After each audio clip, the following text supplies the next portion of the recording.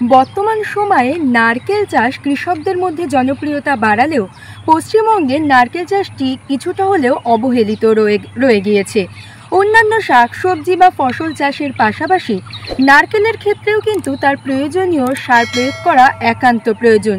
এছাড়াও নারকেল গাছের রোগ এবং পোকার দিকেও নজর দেওয়া কিন্তু বিশেষ দরকার। আজ সেই সম্পর্কিত বিস্তারিত তথ্য নিয়ে আপনাদের সঙ্গে আমি দেবস্মিতা। কৃষি বার্তায় আপনাদের সকলকে জানাই স্বাগত। সঠিক পদ্ধতিতে কিভাবে নারকেল গাছের পরিচর্যা করবেন আজকে আমাদের জানালেন বিধানচন্দ্র কৃষি বিশ্ববিদ্যালয়ের অধ্যাপক ডক্টর দীপক কুমার ঘোষ স্যার। আমরা স্যারের মুখ থেকে বিস্তারিত তথ্য জেনে নেব। যে পশ্চিমবাংলার নারকেল যারা চাষ করেন তাদের জন্য coconut development board, government of ইন্ডিয়ার যে প্রতিষ্ঠান, তারা আমাদের নদিয়ার যে ফুলিয়া আছে, ফুলিয়াতে আমাদের যে সরকারি ফার্ম আছে, সেই ফার্মের মধ্যে ওরা একটা নার্সারি তৈরি করেছে। সেখানে ওনারা বিভিন্ন ধরনের নারকেলের বীজ সাউথ ইন্ডিয়া থেকে নিয়ে এসে এখানে তারা চারা তৈরি করছেন, যে স্থানীয়ভাবে কৃষকদেরকে সেই চারা সাপ্লাইও করছেন। এই যে আপনি যে কথাটা বললেন যে নারকেলের সঠিক বীজ বিভিন্ন নার্সারি থেকে অনেকে ঠকে যান, আমি বলবো যে যারা সত্যি নারকেলের চারা নিয়ে কাজ করতে চান, বসাতে চান, তারা সরাসরি ফুলিয়াতে কোকোনাট ডেভেলপমেন্ট বোর্ডে যে নার্সারি আছে সরকারি ফার্মের মধ্যে, কৃষি দপ্তরের ফার্মের মধ্যে, সেখানে যোগাযোগ করুন। সেখান থেকে আপনি সঠিক চারাটা পেতে পারবেন। প্রথম যেটা বলি সেটা যে আমাদের পশ্চিমবাংলাতে আমাদের নারকেল একটা যে অবহেলিত ফসল বলি আমাদের সবার কাছে মনে হয়। কারণ একটা আলু বলুন, টমেটো, বেগুনের ওপর আমরা যতখানি গুরুত্ব দিই, নারকেলের কিন্তু সেরকম একটা গুরুত্ব কেউ দেওয়া হয় না। আপনি খেয়াল করে দেখুন যে বাড়িতে আশপাশে যত নারকেল গাছ আছে সবই কিন্তু পুরনো গাছ, যে গাছগুলো আমাদের বাবা বা ঠাকুরদারা কেউ বসিয়ে গেছেন এবং সেখান থেকে আমরা ফল পাচ্ছি। কিন্তু একটা জিনিস মনে রাখা দরকার যে বেগুন, টমেটোতে যেমন প্রত্যেকবারে মানে একটা নির্দিষ্ট দিন পরে পরে সার দিতে হয়, নারকেলের ক্ষেত্রেও কিন্তু যেহেতু এটা গাছ, ওখানেও কিন্তু আপনাকে সঠিক সময়ে সঠিক মাত্রায় সারটা দিতে হবে। অন্যথায় যেটা হবে যে প্রথম বছর আপনি ভালো ফলন পাবেন, তারপরে আস্তে আস্তে আস্তে ফলনটা কমে যাবে, কারণ সারের ঘাটতি হয়ে যায়। এই জন্যে আমার তরফ থেকে কৃষক ভাইদের জন্য বক্তব্য যে বাড়িতে যদি কোনো পুরনো গাছ থাকে বা যদি কোনো নতুন গাছ আমরা বসাতে চান, তাহলে নিয়ম মেনে সঠিকভাবে পরিচর্যা করুন, সার দিন, ওষুধপত্র দিন, জল দিন, তাহলে কিন্তু আপনি সঠিক সময়ে ভালো ফলনটা পেতে পারবেন। নারকেলের জাত বিভিন্ন রকমের আছে। আজ উচ্চতর ও ভিত্তি করে নারকেলের জাতগুলো বলা হয়। অনেকটা লম্বা জাত আছে, পুরনো যত গাছ সব কিন্তু লম্বা জাতের গাছ। এখন অনেক বেঁটে জাতের গাছও বেরিয়েছে। লম্বা জাতের মধ্যে যেটা চলে, যেটা আপনার পূর্ব মেদিনীপুর থেকে শুরু হয়, ইস্ট কোস্ট টল, ওয়েস্ট কোস্ট টল, এগুলি কিন্তু চালু জাত। আমার যদি পরামর্শ নেন তাহলে আমি বলবো যে আপনারা এই যে চালু জাতগুলোর উপরে জোর দিন। ইস্ট কোস্টাল, ওয়েস্ট কোস্টাল এখানে দীর্ঘদিন ধরে হয়ে আসছে, তবে এখানকার পরিবেশ পরিস্থিতিকে মানিয়ে নিয়েও আপনাকে নির্দিষ্ট সময়ে ফল দিতে পারবে। যদি বেঁটে জাত বলেন, সেটা হচ্ছে ধরুন চৌঘাট, অরেঞ্জ ডোয়ার বলুন, মালায়ালাম গ্রিন ডোয়ার বলুন, এই সমস্ত যে নতুন নতুন জাত বেরিয়েছে, এই জাতগুলো যদি কেউ লাগাতে চান তাদেরকে বলবো যে আপনারা কম করে প্রথম লাগান। দেখুন 5 বছর 7 বছর আপনি দেখুন যে সেই গাছগুলো কীভাবে আপনাকে পারফরমেন্স দিচ্ছে। তারপর যদি আপনি সন্তুষ্ট হন তবেই আপনি বাড়াবেন, অন্যথায় আপনাকে লম্বা জাতের উপরেই থাকতে বলবো। একটা ম্যাচিওর গাছ, একটা পূর্ণবয়স্ক গাছে প্রত্যেক মাসে একটা করে পাতা এবং একটা করে মুচি বেরোয়। অর্থাৎ আমাদের যেমন বাংলার যে 12টা মাস আছে, সেরকম 12 মাসে 12টা পাতা, 12টা মুচি বেরোয়। এই মুচিগুলো পাতা কোল থেকে বেরোয়।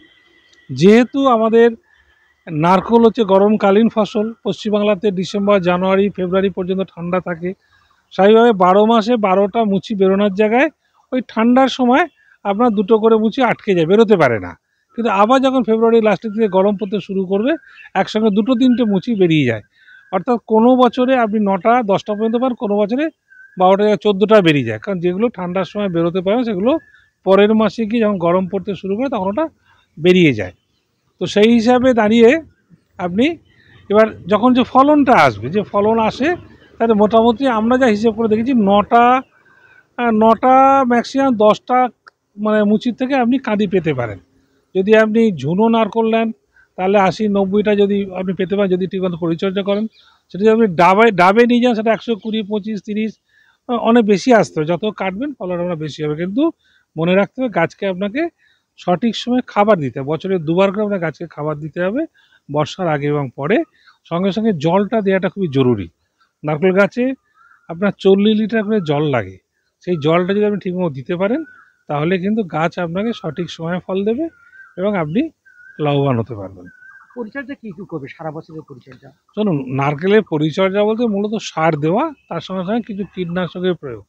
সার বললাম যে বর্ষার আগে এবং পরে যাদের জলের ব্যবস্থায় তারা কিন্তু এখনও সার দিয়ে দিতে পারেন একটা লট, কিন্তু মূল যে সারটা দেবেন সেই সারটাকে দুটো ভাগে ভাগ করতে হয়, দিয়ে এখন একটা দিন বা বর্ষার আগে একটা দিন আর বর্ষার শেষ দিকটা একটা দিন, যাতে আর সার দিয়ে আপনার জল দিতে না হয়।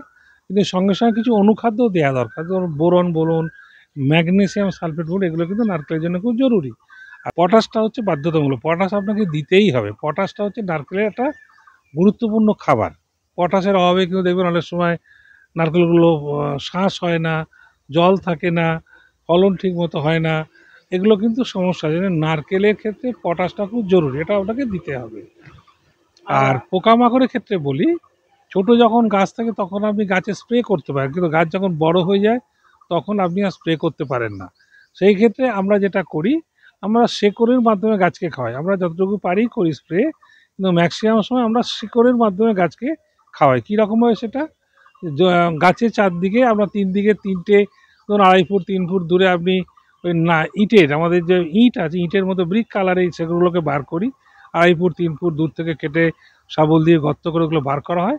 করে তার মধ্যে প্লাস্টিকের 50 গ্রামের মানে 50 ml জল ধরবে এরকম একটা প্লাস্টিকের প্যাকেটের মধ্যে আপনার সিস্টেমিক ইনসেকটিসাইড সঙ্গে আমরা আগে ক্যালিক্সিন দিতাম, ক্যালিক্সিন এখন পাওয়া যায় না, এখন আমরা হেক্সাকোনাজল দিই, দিয়ে ঘন করে গুলে ওই শেকড়ের সঙ্গে বেঁধে দেওয়া, গাছের 3 দিকে 3টে শেকড়ের সঙ্গে আমরা ওগুলো বেঁধে একটু মাটি চাপা দিয়ে দিই। এবং এইভাবে আমরা বছরে 4বার করে আপনি গাছকে রুট ফিডিং করাই।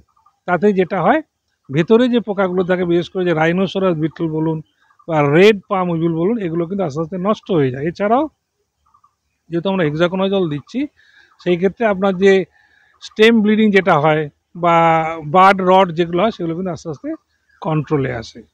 আরেকটা যেটা সমস্যা নারকেলের আসছে দেখবেন, সাদা মাছি, রিউগোজ স্পাইরালিং হোয়াইট ফ্লাই, যেটা দেখেন পাতার তলার দিকে অসংখ্য গোল চক্রাকারে আর কি মাছিগুলোকে ডিম পারে, নিচের দিক থেকে দেখলে মনে হয় যেন একটা গোল গোল গোল কিছু রিংয়ের মতো হয়ে আছে। সেগুলোতে যেটা হচ্ছে, ওরা নিচে বসে মাছিগুলো আস্তে বড় হয় এবং ওরা যখন পায়খানা করে ঠিক পাতার নিচের দিকে পড়ে, অর্থাৎ নিচের দিকে পাতার ওপরের অংশ সবুজ অংশে পড়ে এবং ওটা একটু মিষ্টি মিষ্টি হয়, মধুর মতো হয়, যার জন্য ওর ওপরে কালো সুটি মোল্ড জন্মে যায় এবং পাতার সবুজ অংশ আস্তে পুরো কালো হয়ে যায়। তাহলে পাতার নিচের দিকে থাকে পোকা এবং ওদের পায়খানাটা নিচের দিকে পাতার উপরের অংশে পড়ার ফলে কী হচ্ছে, সেটা আস্তে কালো হয়ে গিয়ে ফটোসিনথেসিস বা সালোক সংশ্লেষ গাছ করতে পারে না, আস্তে আস্তে পাতাগুলো শুকিয়ে যায়। এটা একটা মারাত্মক একটা বাজে ধরনের পোকা। এটাকে মূলত শীতকালের দিকটা একটা বেশি হয়, বর্ষাকালে কমে যায়। সেটাকে যদি ঠিকমতো যদি আটকানো না যায়, তাহলে কিন্তু আলটিমেটলি গাছের ক্ষতি। এবং শুধু এখন নারকেল নয়, আম আসছে, কলা, বেগুন, এরকম সবজিতেও কিন্তু এই পোকাটা চলে আসছে। কলা বলুন বা নারকেল বলুন, যেখানে ভালো ফলন আপনি আশা করবেন, সেই গাছে খেয়াল করে তার গাছের গোড়াটা কিন্তু খুব মোটা হতে হয়। সেই মোটা হওয়ার জন্য একটা নির্দিষ্ট সময় লাগে। এবার নারকেলে যেটা হচ্ছে 2.5 ফুট 3 ফুটে হচ্ছে, আমি নিজে সাউথ ইন্ডিয়া দেখে এসেছি, ওরা যেটা করে ওরা জেসিবি দিয়ে পুরো গর্ত করে, 2.5 ফুট 3 ফুট তলায় মাটির তলায় গর্ত করে সেই গর্তের মেঝেতে গাছগুলোকে বসানো হয় এবং তারপরে গাছ আস্তে আস্তে বড় হয় আর আস্তে আস্তে মাটি ঢাকা দিয়ে দেওয়া হয়। এভাবে দেখা যাবে যদি 2 ফুট বা 2.5 ফুট যদি মাটির তলায় চলে যায়, তাহলে ওপরের দিকে যদি আবার 2.5 ফুট 3 ফুট থাকে, হিসাবে দেখুন 5 ফুট 5.5 ফুটই হয়ে যায়। অর্থাৎ মিনিমাম 5 বছর সময় আপনার লাগবে, 5 বছর। এবং তখন গোড়াটা যেহেতু মাটির তলায় ঢাকা পড়ে যায়, ঝড়ে এগুলো উল্টেও পড়ে যায় না। আমার বাইরের থেকে দেখে মনে হচ্ছে যে আমি 3 ফুটে ফল পাচ্ছি, অরিজিনালি নিচের দিকে আরও 2.5 ফুট 2 ফুট 2.5 ফুট নিচের দিকে ঢোকানো থাকে, সেইভাবেই তারা ফলটা পায়। আর আমরাও এখানে আমাদের ট্রায়াল করতে গিয়ে দেখেছি অত জলদিতে কিন্তু ফল আসছে না। 2-4টে গাছ যদি এসেও যায়, হয়তো গোনাগুনতি কয়েকটা ফল, লার্জ স্কেলে কোনো কিছু আসছে না। দূরত্বটা কিরকম হবে? শুনুন, লম্বা জাতের ক্ষেত্রে দূরত্বটা আমরা 7.5 মিটার দূরত্ব দিই, মানে লাইন থেকে লাইন, গাছ থেকে গাছ 7.5 মিটার। বেটে জাতের ক্ষেত্রে 5 মিটার গুণিত 5 মিটার, অর্থাৎ 5 মিটার লাইন থেকে লাইন, 5 মিটার হচ্ছে গাছ থেকে গাছের দূরত্বে বসানো হয়, যাতে পাতাগুলো নিজেদের মতো ছড়িয়ে থাকতে পারে, আলো বাতাস ঢুকতে পারে। একটার উপর দিয়ে আর একটা গেলে তো গাছটা আওতা হয়ে যাবে, সেই জন্যে নির্দিষ্ট যেমন মাপ আছে সেই মাপ ধরে এটা দিতে হয়। আপনারা শুনে নিলেন নারকেল গাছের পোকা এবং রোগের আক্রমণ হলে কী কী পদক্ষেপ নেওয়া দরকার। আপনারা যদি এই সঠিক পদক্ষেপ মেনে নারকেল গাছটিকেও চাষ হিসাবে বেছে নেন তবে আপনারা লাভবান হবেন বলে আমরা আশা রাখছি। এবং কৃষিকাজ সম্পর্কিত যে কোনো তথ্য জানতে অবশ্যই কৃষি বিজ্ঞান কেন্দ্র, কৃষি দপ্তর, উদ্যান পালন দপ্তর এবং কৃষি বিশ্ববিদ্যালয়ে যোগাযোগ করে সঠিক পরামর্শ মেনে এগিয়ে আসলে আপনারাও লাভবান হবেন বলে আমরা আশা রাখছি। এরকম আরও নতুন নতুন তথ্য জানতে অবশ্যই আমাদের কৃষি বার্তা চ্যানেলটিকে সাবস্ক্রাইব করে বেল আইকনটি প্রেস করে রাখুন, যাতে সবার প্রথমে নোটিফিকেশনটি আপনার কাছেই পৌঁছে যায়। নমস্কার।